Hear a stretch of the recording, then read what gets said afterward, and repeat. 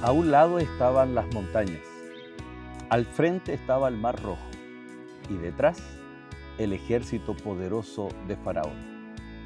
El pueblo, sin duda alguna, y humanamente comenzó a desesperarse, a angustiarse, a pesar de que habían visto los portentosos milagros de Dios, especialmente en el símbolo de la sangre puesta en las puertas de sus hogares.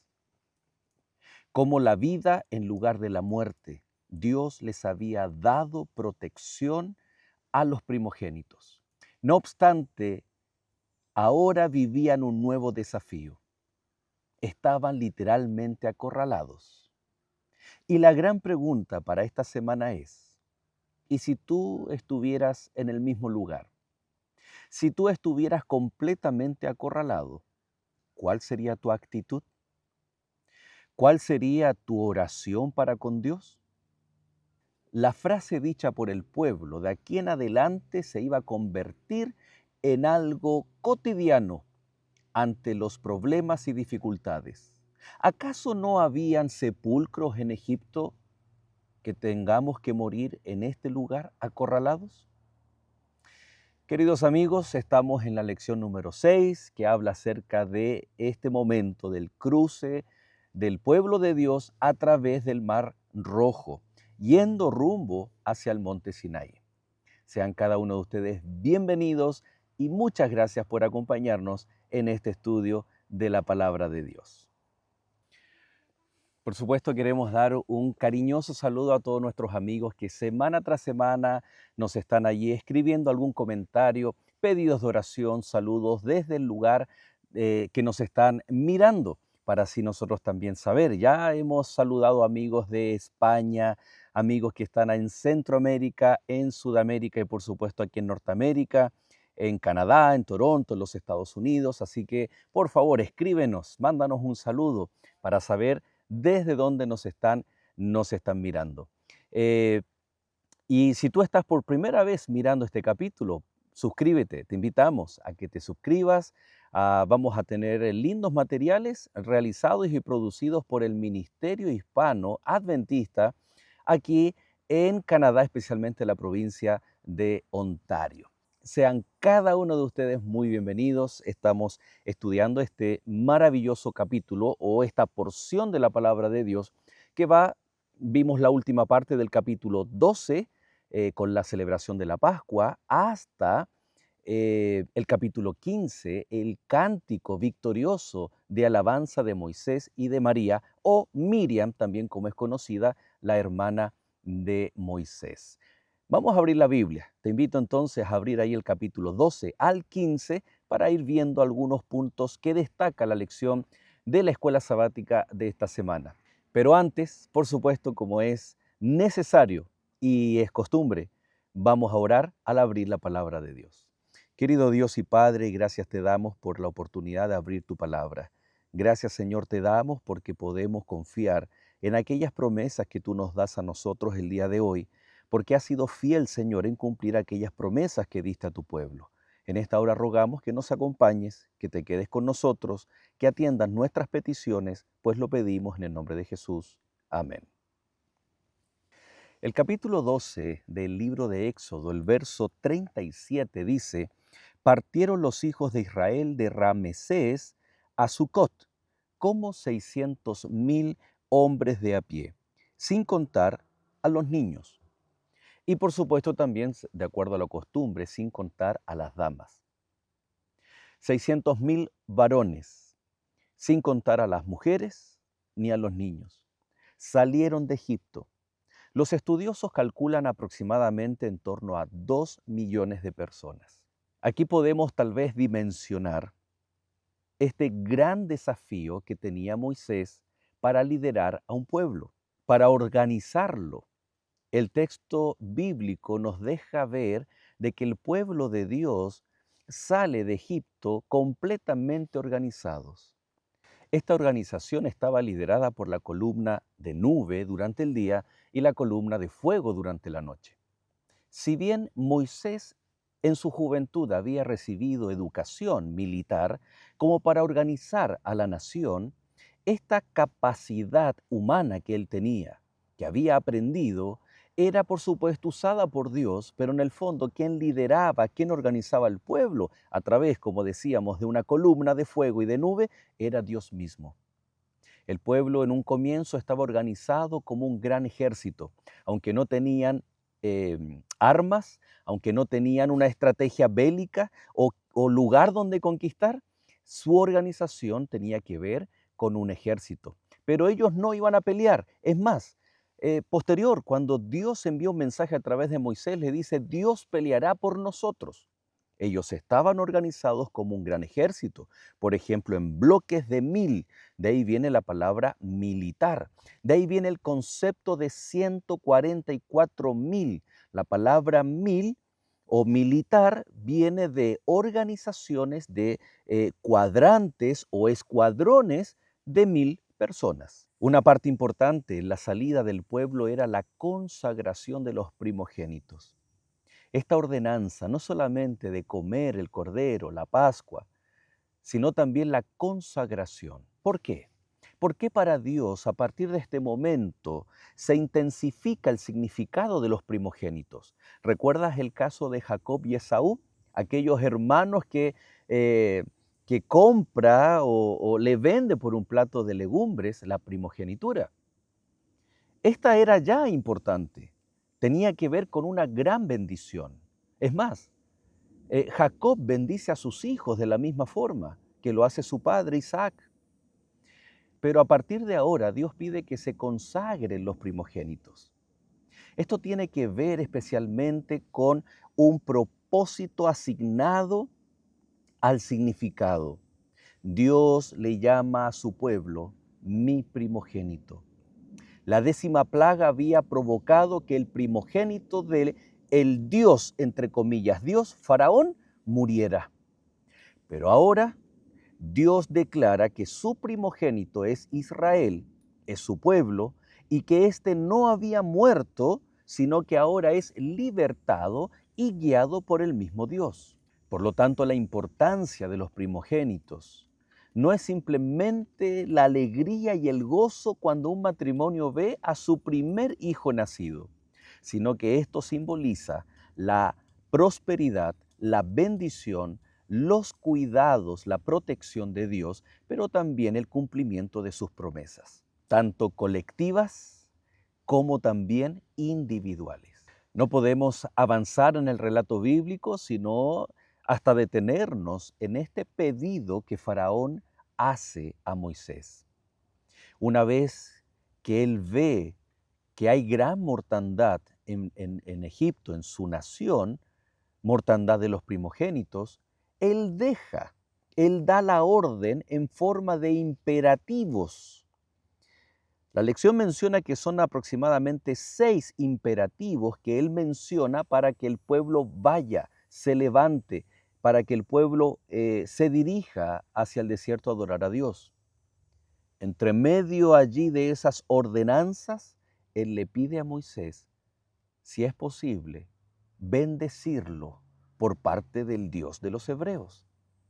Alguien podría decir, wow, se está cumpliendo el propósito por el cual Dios permitió o envió o estuvo al control de las 10 plagas. Que este hombre, duro de corazón, al final reconociera, tal vez como Nabucodonosor, tal vez como Darío, que reconociera que Dios es el verdadero Dios. No obstante, cuando deja ir al pueblo, inmediatamente él comienza a organizar su ejército para ir tras el pueblo hebreo, aquellos que había dejado ir. Pero ahora, sin duda alguna, era para volverlos a esclavizar e incluso para intensificar aún más la opresión y los castigos provocados al pueblo de Dios. ¿Qué tipo de arrepentimiento, qué tipo de bendición estaba pidiendo Faraón para sí? Cuando un corazón está endurecido, puede ser capaz de reconocer a Dios, pero no así de humillarse y doblegarse ante el poder de Dios. Cuidado cuando muchas veces nosotros pedimos que Dios nos bendiga y no nos hemos humillado y no hemos reconocido a Dios como Dios Todopoderoso. Y tal vez lo hacemos al ver el desastre que tenemos atrás en nuestra vida. Cuando tal vez estamos desesperados, es cuando buscamos la bendición de Dios. Pero inmediatamente después viene esa maldad, ese rencor que no ha sido rendido a Dios. El caso de Faraón, él pide una bendición. Dios no se la concede, porque claramente su corazón seguía endurecido. Muchos de nosotros tal vez podemos caer en ese problema. Antes de pedir a Dios que nos bendiga, que nos restaure, estamos doblegando nuestra voluntad, estamos sometiéndonos ante Dios por sobre todas las cosas y lo estamos reconociendo a Él como el Rey soberano para aceptar su completa y absoluta voluntad. No solamente el cristiano debe pedir que Dios lo saque del pozo cenagoso, sino también debemos reconocer, como lo hace el rey David en el Salmo 51, contra ti he pecado y he hecho lo malo delante de los ojos de Dios. Este reconocimiento viene seguido de un pedido. Transforma, cambia mi corazón. Crea, oh Dios, un espíritu y un corazón nuevo. A Faraón le faltó la primera parte del Salmo 51, sin duda alguna. Pedir la bendición de Dios no necesariamente significa humillarse, reconocer y aceptar la soberanía de Dios. Por lo tanto, cada vez que tú y yo pidamos la bendición de Dios, asegurémonos en primer lugar de estar a cuentas con Dios, de reconocer su voluntad, su soberanía, su poder por sobre nuestros propios deseos, de arrepentirnos, de humillarnos, de estar a cuentas con Dios para que su bendición pueda surtir aquel efecto esperado. El capítulo 14, verso 10, nos muestra un momento muy particular, estar entre la espada y la pared. Y cuando Faraón se hubo acercado, los hijos de Israel alzaron sus ojos, y he aquí que los egipcios venían tras ellos, por lo que los hijos de Israel temieron en gran manera y clamaron a Jehová. El verso 11 dice, y dijeron a Moisés, ¿no había sepulcros en Egipto que nos has sacado para que muramos en este desierto? ¿Por qué has hecho así con nosotros, que nos has sacado de Egipto? Verso 12, ¿no es esto lo que te hablamos en Egipto diciendo, déjanos servir a los egipcios, que morir nosotros en el desierto? Estar entre la espada y la pared. A ambos lados estaban las montañas, al frente estaba el Mar Rojo y atrás ya se veía los ejércitos de Faraón. Y el pueblo actúa de forma humana o naturalmente humana. Entra en desespero, entra sin entender, entra en un estado de ceguera espiritual. Qué interesante que eso también nos ocurre hoy en día. Cuando estamos entre la espada y la pared, tal vez no vemos la obra que Dios está dispuesto a hacer delante de nuestros ojos. Y con nuestros ojos físicos vemos las circunstancias y entramos en desespero.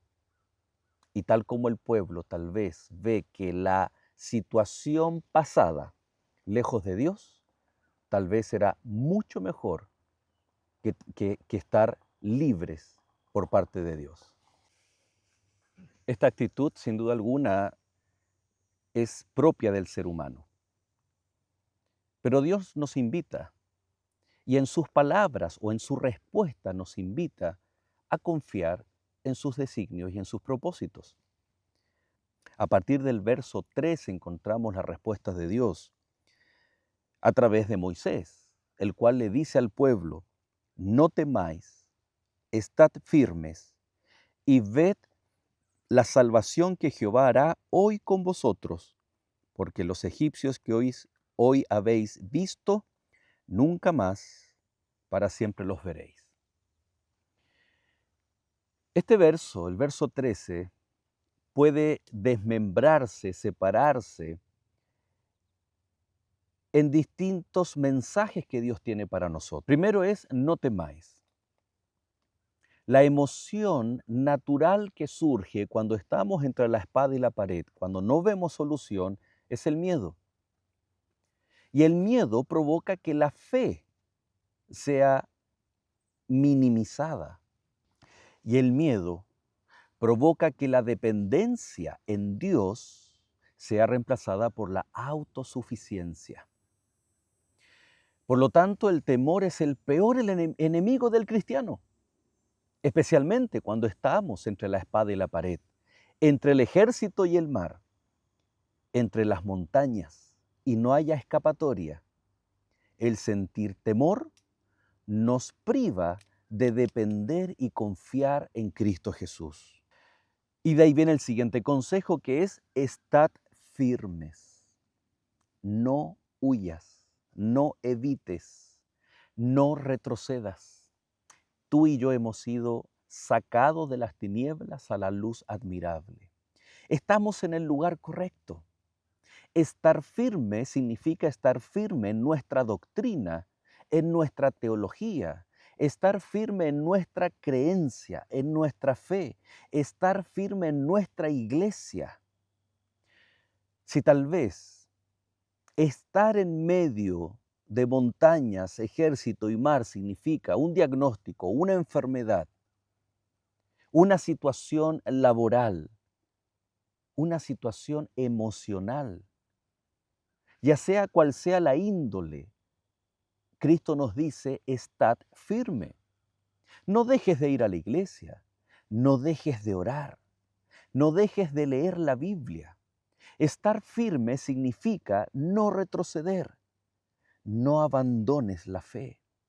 Estar firme significa quedarse en el lugar aunque nuestro instinto nos diga: huye, evita, arranca, salva tu vida, arregla el problema por tus propios medios. Después, primero, no temas, estad firmes, y luego viene: y ved la salvación que Jehová hará hoy con vosotros. Ved aquello que el temor no nos dejaría ver. Cuando no tenemos temor, cuando estamos firmes en Cristo Jesús, entonces vamos a poder ver. ¿Recuerdas ahí al profeta que ora pidiéndole que su siervo, el cual gritaba: ay, Señor mío, más son ellos, el ejército asirio, más que nosotros? Y el profeta ora y el siervo ve. Por lo tanto, cuando hay oración, cuando hay lectura de la Biblia, cuando tú y yo nos encontramos en la iglesia para fortalecer nuestra fe también, no solamente personal, sino también colectivamente, cuando estamos firmes en nuestros principios, valores, en nuestra fe, lo que ocurre es que vamos a poder ver, o en otras palabras, discernir que Dios tiene una salida inesperada, sorpresiva, distinta a lo que tú y yo tal vez esperamos o haríamos incluso. De eso se trata la fe. Y el verso 14 dice: Jehová peleará por vosotros y vosotros estaréis tranquilos. Lo curioso es que el pueblo sale de Egipto formándose como un gran ejército, pero no tenían armas, no tenían caballos, no tenían carruajes. Por lo tanto, ¿cómo? ¿Para qué nos formamos como un ejército? Y aquí está el secreto, porque el que pelea es Dios. ¿Recuerda? Cuando estaban ahí delante de la gran ciudad de Jericó, y ahí estaba el ejército de Dios, formado como tal, pero la forma de conquistar era de acuerdo a la forma de Dios. Dar vuelta 7 días y el séptimo día 7 veces, y luego gritar y destrozar esos cántaros de greda. Y los muros cayeron. La forma de Dios requiere que nosotros también vivamos como un ejército. El apóstol Pablo dice a Timoteo: vive, sufre como un soldado de Jesucristo. Y hoy el pueblo de Dios, la iglesia de Dios, es un gran ejército, pero no para pelear acerca de asuntos religiosos, sino que estamos formados como tal, pero para predicar el Evangelio y para ser testigos de la obra poderosa que Dios hace a través de su pueblo en el tiempo final, el pueblo remanente. Dios peleará por nosotros, por lo tanto estén tranquilos. Tú tienes que vestir la armadura de Dios, pero Él va a pelear tu batalla.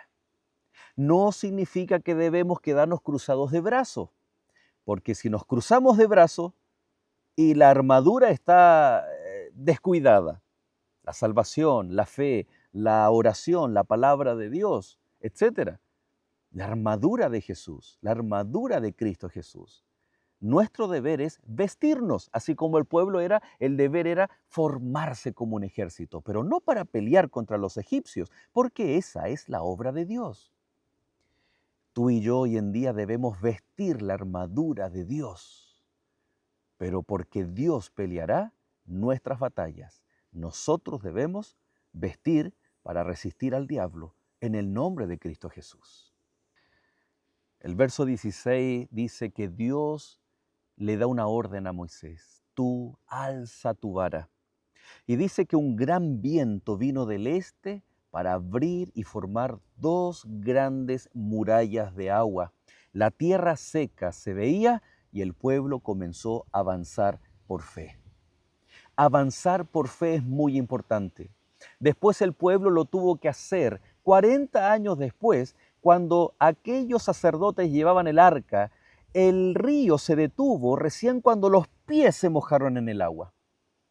Y yo me imagino que aquí también, cuando se alza la vara, el pueblo comienza a avanzar y el agua comienza a secarse. Antes del milagro se requiere la fe. Antes del milagro se requiere avanzar por fe. Y déjame contarte, muchas veces cuando como pastores nos piden que vayamos a ungir a una persona. Dicho de paso, el ungimiento bíblico, orar por los enfermos y ungirlos con aceite, no es una extrema unción o cuando la persona está a punto de morir. Es más, muchos cristianos, cuando ya no hay nada que hacer, cuando el médico ya ha desahuciado, cuando todo se ha intentado y no hay nada más que hacer, entonces muchos se acuerdan de Dios, llaman a un pastor o a un anciano ordenado para poder ungir a la persona. Cuán importante es, en primer lugar, antes, aquí está el concepto, antes del milagro, la fe. Antes de que se abriera el Mar Rojo, el pueblo debía confiar y avanzar por medio de la fe. De la misma manera, entonces, si nosotros tenemos una situación médica, mental o cualquier situación, antes de buscar ayuda, que por lo demás es muy valiosa, pero nunca puede ser tan importante algo, una ayuda médica, como lo es buscar por medio de la fe la voluntad de Dios a través del ungimiento bíblico. Ese es un claro ejemplo de que muchas veces esperamos un milagro, pero cuando ya nada ocurre, entonces buscamos la unción de Dios. Es muy importante que la fe se manifieste en primer lugar, avanzar por fe cuando incluso aún el mar no ha sido abierto. No temáis, estad firmes, ved por medio de la fe lo que Dios va a hacer en nuestro favor. Ahí está la clave. Esta lección nos motiva, nos enseña. ¿Debido a qué? ¿Qué ocurría? Junto con la consagración de los primogénitos, el pueblo había recibido una ordenanza que era de repetir esta experiencia. ¿Te diste cuenta en los textos que se leen en la lección? La primera persona plural, nosotros. Imagínate que habían pasado generaciones, pero en cada familia del pueblo de Dios se decía: nosotros fuimos libertados, nosotros vimos la mano poderosa de Dios, nosotros pasamos por la experiencia del Mar Rojo. Seguía estando en primera persona plural. Cuán importante es traspasar, transmitir la experiencia milagrosa de la redención. En este caso, la redención es desde Egipto, pero tiene un simbolismo en la vida espiritual de todos los hijos de Dios. Hemos sido redimidos del pecado. Hemos sido rescatados de la esclavitud del pecado. Con mano poderosa, con por medio de la fe que se pide para nosotros. Y si vienen problemas y dificultades, como por ejemplo fue el Mar Rojo, Dios es capaz de abrirlo. Agua amarga, Dios endulza el agua. Dios saca agua de la roca. Dios hace caer maná del cielo. Todas esas experiencias deben ser relatadas a las próximas generaciones, a nuestros vecinos, a nuestros amigos, para que de esa forma, por vivencia, nosotros podamos predicar el Evangelio por medio de la testificación. Cuando el pueblo de Dios cruza al otro lado, cuando ellos se dan vuelta y ven que ningún soldado del ejército de Faraón quedó vivo, Moisés y María, o Miriam, que es el otro nombre por el cual es conocida bíblicamente la hermana de Moisés, entonan un cántico. Este cántico reconoce a Dios como el Dios Todopoderoso. Este cántico viene a expresar con júbilo, con alegría, aquello que Dios había estado manifestando de sí mismo a través de las plagas. Un Dios soberano, un Dios poderoso, que está al control, que puede libertar al pueblo, que puede dar bendición y protección al mismo tiempo. Esta canción está formada por 7 estrofas temáticas. Primero, la exaltación de Dios en los versos del 1 al 3. Segundo, la victoria del Señor sobre Faraón, los versos 4 y 5. Tercero, la majestuosa grandeza de Dios, los versos 6 y 7. Cuarto, el poder creador y el juicio del Señor en los versos 8 al 10. Quinto, la singularidad de Dios en el verso 11. Sexto, el amor del Señor y la redención de su pueblo de manos de sus enemigos, verso 12 al 16. Y séptimo, el descanso que Dios da como rey a su pueblo en la tierra prometida, verso 16 al 18. Este cántico termina hablando de una promesa al futuro, un santuario que sería el templo en Jerusalén. Pero más allá, no solamente de la promesa para Jerusalén como templo, como santuario, en Apocalipsis capítulo 15, los redimidos entonan el cántico de victoria de Moisés y aquel santuario que es Cristo mismo, el cual morará con los redimidos por la eternidad y alabarán su nombre, un canto de victoria por lo que Dios es, por lo que Él ha hecho, por sus bondades y misericordias y porque también a nosotros nos promete un cielo nuevo, una tierra nueva, en donde Él será nuestro santuario, habitará en medio de nosotros, en todo el universo estará con los redimidos y nosotros cantaremos con gozo, con alegría este himno de victoria. Querido amigo, si muchas veces estás entre la espada y la pared, recuerda, no temas, permanece firme en la fe para ver los milagros que Dios tiene para ti y para mí, que Dios tiene para su pueblo, para abrir mares, para hacer obras portentosas, especialmente en este tiempo en donde el pueblo de Dios tiene un rol, un papel tan importante y que lo vamos a ir viendo en las próximas semanas. Que Dios te bendiga y nosotros nos vemos en el siguiente capítulo.